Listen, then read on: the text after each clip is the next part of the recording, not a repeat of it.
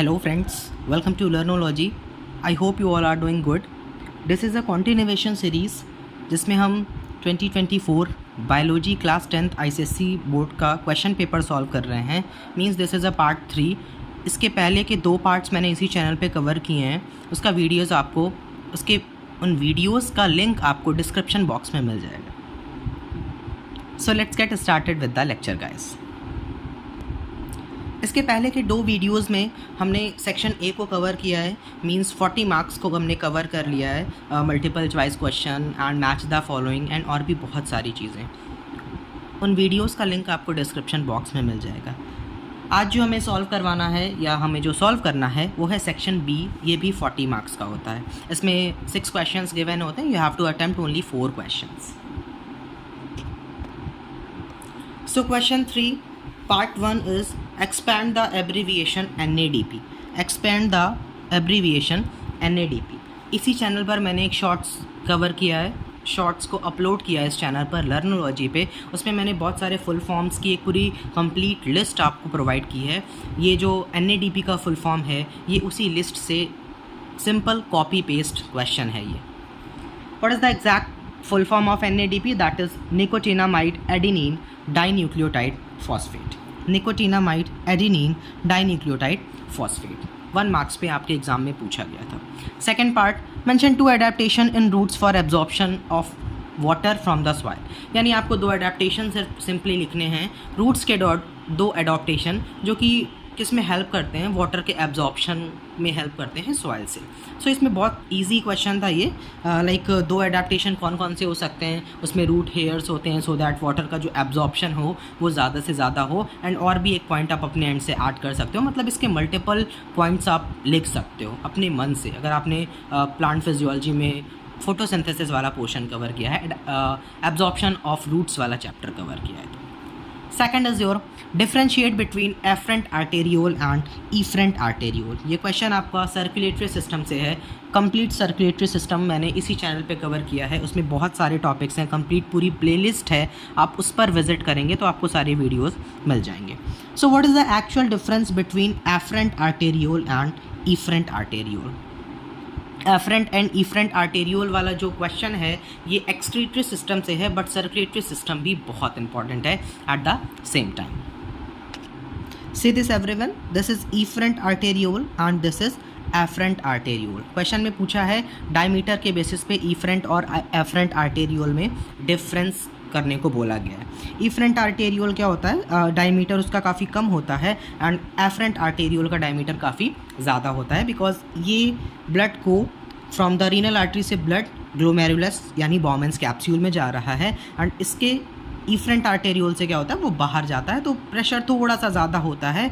इसलिए efferent arteriole का जो डायमीटर है वो थोड़ा सा वाइड होता है एंड एफरेंट आर्टेरियोल का जो होता है वो थोड़ा सा नैरो होता है.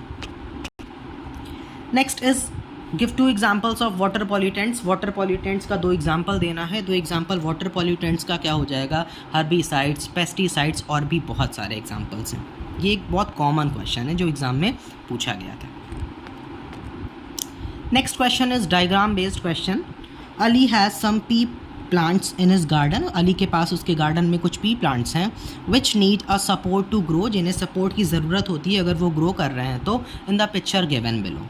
एंड यहाँ पर एक्स को भी दिखाया गया है. एक्स क्या है शायद ये भी पूछा होगा नीचे क्वेश्चन में. First is name the phenomena depicted by the shoot in the given figure. यानी ये जो फिगर गिवन है इसमें कौन सा फिनोमेना को डेपिक्ट किया गया है. तो इसमें जो फिनोमेना डेपिक्ट किया गया है that is thigmotropism. Next define the above phenomena. सबसे पहले आपको आइडेंटिफाई करना है कि कौन सा फिनोमेना है. उसके बाद वो अबव फिनोमेना को डिफाइन भी करना है. सो व्हाट इज़ थिग्मोट्रोपिज्म? ये थिग्मोट्रोपिज्म वाला जो कॉन्सेप्ट है ये आपके ICSE बोर्ड बायोलॉजी बुक का class 7th chemical coordination in plant से ये क्वेश्चन आया था. Let me show you. Actually this is a copy paste question. ये सेम फिगर इन्होंने पूरा कॉपी करके आपके एग्ज़ाम में दे दिया है. से दिस एवरीथिंग सेम फिगर है. आप मैच भी कर सकते हो. Say this same figure this one. Leaf tendrils help the plant to climb up a support. So the phenomena is thigmotropism. How can you define the growth movement of plant parts in response to touch stimulus is called thigmotropism. यानी growth movement जो होता है plant के parts में वो किसके response में होता है, टच के, is called thigmotropism. Write the name of the part X, यानी पार्ट एक्स को पूछा गया है कि उसका नाम क्या है।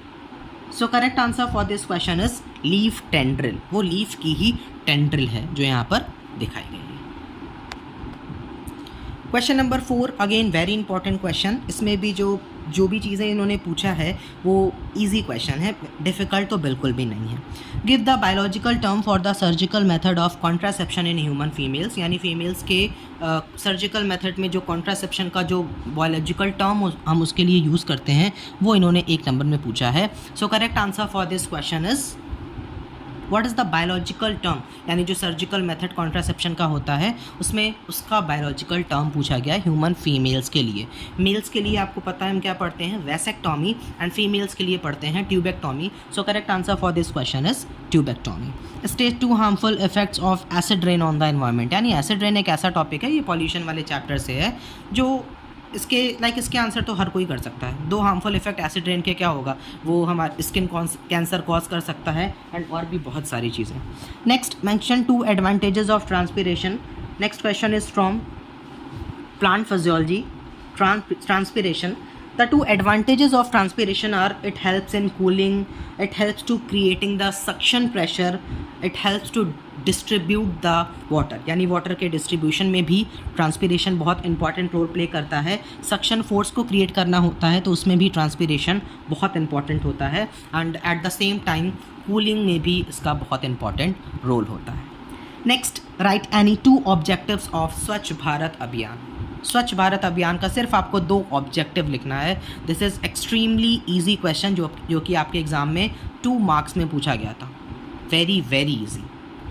Next question is Mohan is fond of playing basketball. यानी मोहन को बास्केटबॉल बहुत अच्छा लगता है खेलना। His concentration is on shooting to the ball into the opponents basket as given in the figure. यानी ये फिगर बेस्ड क्वेश्चन 3 मार्क्स का यहाँ पर पूछा गया था। Which part of the brain helps Mohan to concentrate in putting the ball into the basket। यानी कौन सा ब्रेन का कौन सा पार्ट, ये सेंस ऑर्गन से क्वेश्चन है, जो मोहन को कंसंट्रेट करने में हेल्प करेगा कि वो बॉल को आसानी से बास्केट में डाल सके। कंसंट्रेशन के लिए जब भी हम सोचते हैं, जब भी हम किसी पर कंसंट्रेट करने की कोशिश करते हैं तो हमारा जो ब्रेन का जो सेरिब्रम पोर्शन होता है वो कंसंट्रेशन में हेल्प करता है। Next question is name the sense organ that helps to gauge the distance between the ball and the basket। Sense organ का सिंपली नाम पूछा है तो correct answer for this question is I, human I. Name the part of the brain that coordinates all the voluntary muscles in his body of his body. यानी brain का वो part आपको इसमें बताना है जो कोऑर्डिनेट करता है सारे वॉलेंट्री एक्शंस को। वॉलेंट्री एक्शंस जो हमारे कंट्रोल में होते हैं उसकी बात हो रही है। As you all know that all the voluntary muscles को कोऑर्डिनेट करने का या voluntary action परफॉर्म करने में one and only cerebrum help करता है। हमारे ब्रेन का जो पार्ट है सेरिब्रम, ब्रेन के बहुत सारे पार्ट्स पढ़े होंगे, सेरिब्रम, सेरिबेलम, मेडुला ऑब्लोंगेटा, तो उसमें से जो सेरिब्रम पोर्शन होता है वो कोऑर्डिनेट करने का काम करता है सारे वॉलेंट्री मसल्स को या वॉलेंट्री एक्शंस को।